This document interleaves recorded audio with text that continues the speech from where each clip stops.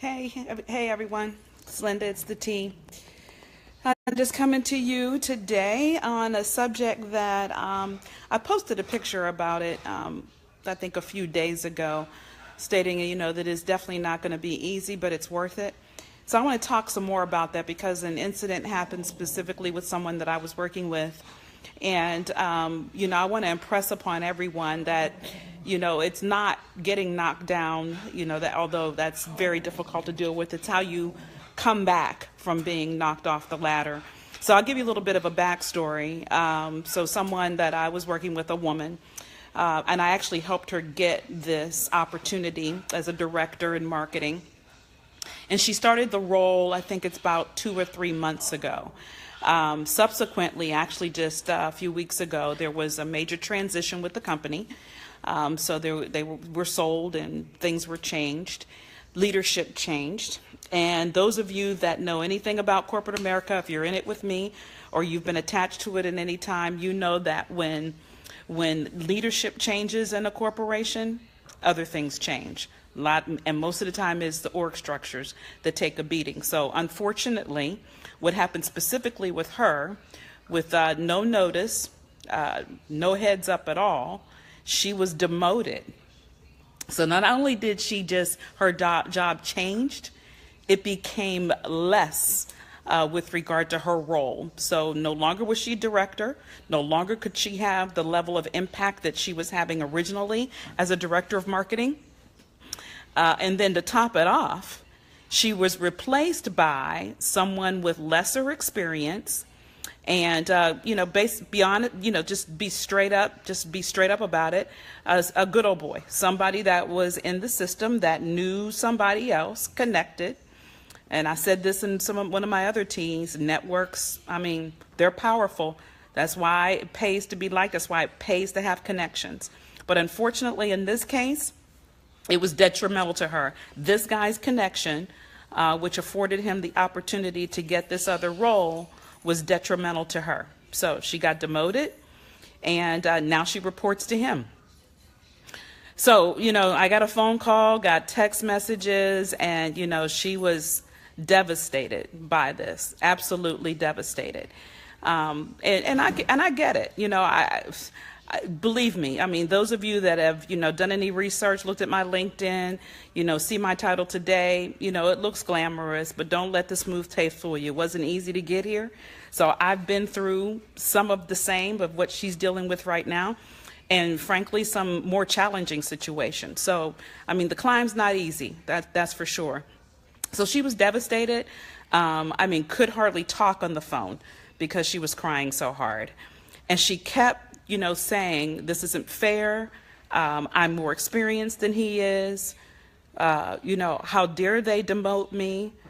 No explanation didn't take into consideration some of the impact that I've had already, some of the things that I've accomplished just in a short period of time. She was just completely devastated. Couldn't wrap her head around the fact. And I asked her some pointed questions. I said, look, who does he know? And she told me, because it seemed pretty evident. So they're not hiding the fact that they're connected. And most people don't. Most people don't make apologies for relationships they've had for a number of years. So it became very evident to her what the connection was. And so I told her, I said, okay, look, the key is now not to feed in to what they expect. Don't give them what they're looking for. They're looking for you to be devastated naturally, right? They see that. But what they're also looking for is for you to have an attitude, you to come in and not do the job so they could conveniently walk you to the door. And with 2 to 3 months in a role and an assignment, you get walked to the door, you get zero, you get nothing. You get nothing. So, and she happens to be a single mom, putting her son through college. So, her career, her livelihood is extremely important, critical to her. And not just from the fact that she's got to take care of that son, which is very, very important, but from her own self-esteem. She has career goals. This directorship position that she had was important to her. So being demoted is very devastating. It questions her value, hits her confidence level very hard. It makes her wonder, is she really worth it? When it really, the game, it's not even about the level of worth. It's really about the political game. And they took the advantage that they had with the change in leadership and the change in ownership to put their boys in certain positions. So here's the deal. So you get knocked down. You get knocked down. Okay, take a minute, sit in it for a minute, but then start to strategize and develop a plan on how you're going to react. Pick yourself back up. The worst thing she can do is to walk in there with an attitude, not get the job done, not stay in her lane, and play the game until something that's better comes along. So you have that side plan that you're working on, that exit plan that you're working on. But before you can actually execute that exit plan, meaning say, see ya, peace, I'm out, you have to play the game. So that's my whole point that I want to make today in the tea today, because for real, there's nothing easy about the corporate ladder climb, especially for women. There is nothing easy about trying to attain the position, either that I have or whatever you got your sights set on, that director, that vice president, that senior manager, whatever it is. There's nothing easy about climbing that ladder. And a couple times you're going to have to, those rungs will be long, so the steps may not be short, meaning short in length and short in how steep they are. That could be a huge jump that you're going to have to take, and the rung that you're on could be long, that you have to take a step to the left, step to the right.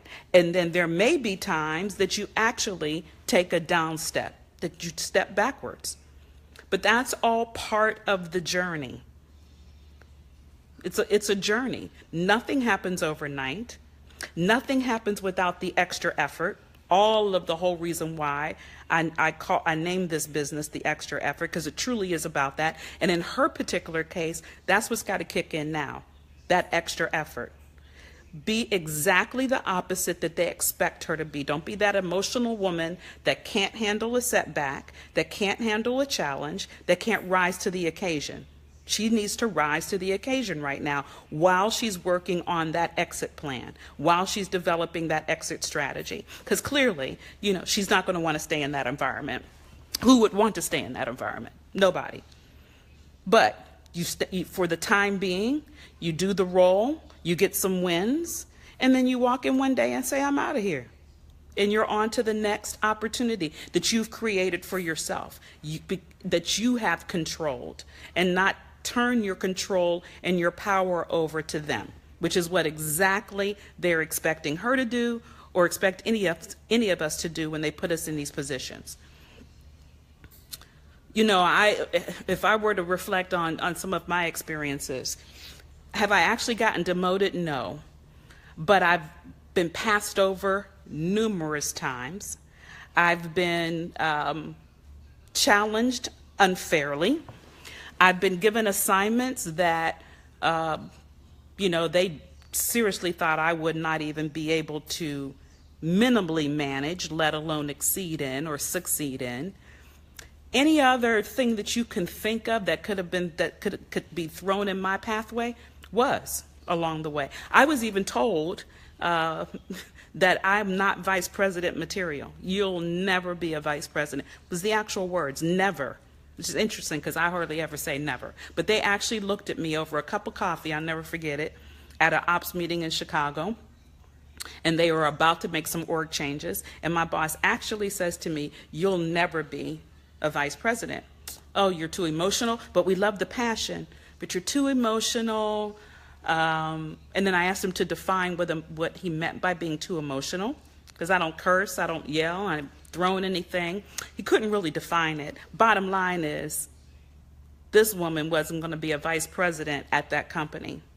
And I would also just be flat out honest and say this black woman was not going to be a vice president at that company. Interestingly, not long ago, they posted their leadership team on LinkedIn.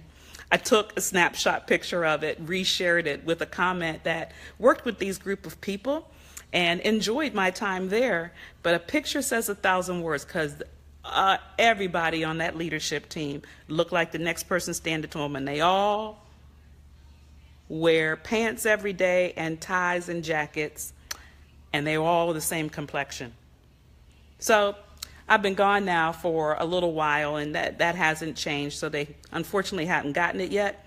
But interestingly enough, what's on my business card today is Vice President of Global Quality, actually of a company that's 2 times the size of that one, the one that they said that I would never be. So they threw all kind of obstacles in my way, even tried to beat me down from a self-esteem perspective and self-confidence, and try to make me think twice about my worth and my ability to achieve. But what you have to be is very self-aware, very strong in your conviction, and committed to the extra work, committed to the journey, which I was. And with, that divine intervention, because I don't do anything on my own, clearly blessed by God. But with that divine intervention, in addition to my effort and an extremely supportive family, what's on my business card today. So that's what I've tried to share with her. Keep that focus.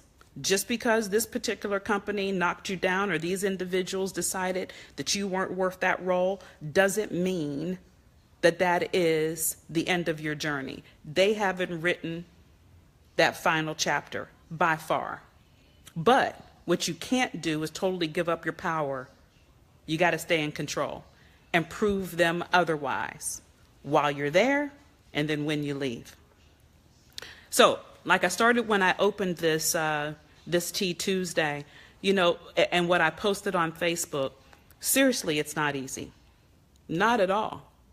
I also found, I think this might have been on my Instagram page, where I saw a caricature where there were a couple people going up a hill and they were carrying a rock, and on the rock it said self-doubt.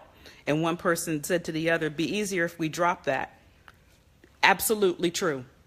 It's absolutely easier if you drop the self-doubt.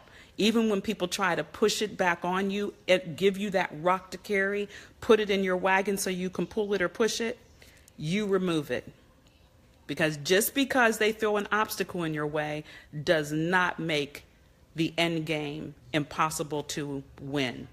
Doesn't make that target, doesn't make that goal impossible to achieve. It's all about focus. It's all about being intentional. It's all about self-confidence and making that extra effort. So she's well on her way. She's now on the other side of the emotional piece. She's got a plan, and she's going to work that plan. Now the key, she hasn't come back into the office yet, which I was a little disappointed that she took 3 days off, but I get it. I mean, she had to really wrap her head around it and be able to get back on her square so she could come in and play the game. But it's going to be key. And I told her, I said, look, if you get there, when you get back in and something happens and you know it's a button, or you feel your skin about to crawl or the hair raised up, text me, call me, let's talk. Let's do whatever you got to do to get on the other side of it so you can keep it moving, so you can keep your game face while you're there. Because you should be hell-bent on nobody walking you to the door. So she's on the other side of it. And I might post, in another couple weeks or 2 or 3 or a month, a status on her. But my point is to you, look, again, it ain't easy. There's nothing about it easy. But it's definitely doable. There's too many of us out here making it happen. So therefore, you can make it happen too. All right, talk to you in a couple weeks. Bye.